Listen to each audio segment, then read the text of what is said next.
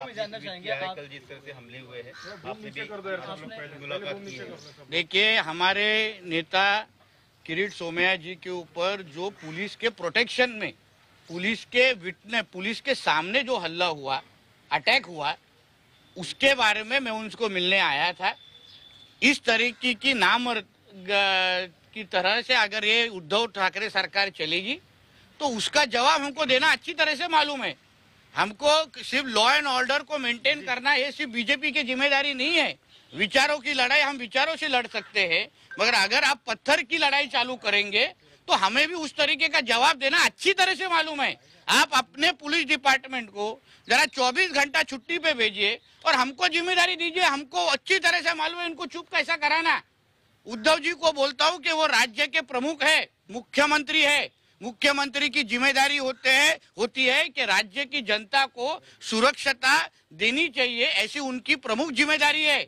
अभी उनके ही पार्टी के लोग अगर रास्ते पे, उनके ही अगर रिश्तेदार अगर रास्ते पे अगर नाचने लग गए, मतलब पूरा सिचुएशन सेफ्टी अगर कॉम्प्रोमाइज करने लग गए, तो फिर आम जनता को किससे अपेक्षा रखना चाहिए? अंडरवर्ल्ड तैयार करना चाहते हैं आप? सीधा सीधा है, गैंग वॉर की परिस्थिति है मुंबई में, क्योंकि सरकार पुलिस कुछ कर नहीं पा रही है। हमने दाऊद का समय के बारे में सुना था, हमने छोटा शकील के समय पे सुना था। अभी ये उद्धव ठाकरे है, नए दाऊद ही बन गए मुंबई के, क्योंकि वो विरोधी पक्ष के लोगों को अगर पुलिस के प्रोटेक्शन में अगर वो लोग मार डालने की कोशिश हो रहे, मार रहे भी नहीं है।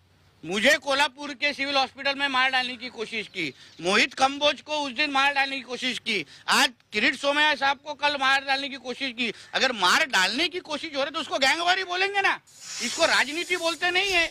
अगर आपको हमसे लड़ाई करनी है तो आप इलेक्शन के मैदान में आओ। हम पोल खोल की एक सभा ले रहे हैं ना, आप 4 ले लो, बताओ कि बाबा आप लोग इतने भ्रष्टाचारी हो, आप लोग इतना गलत कर रहे हो। लोगों के सामने जाना चाहिए ना, लोगों के सामने हम मत मांगना चाहिए। इस तरीके से पुलिस प्रोटेक्शन के अंदर अगर हम पे अटैक कर रहे हो तो हमको भी जवाब देना, करारा जवाब देना अच्छी तरह से मालूम है। इसलिए हम देखते बैठेंगे।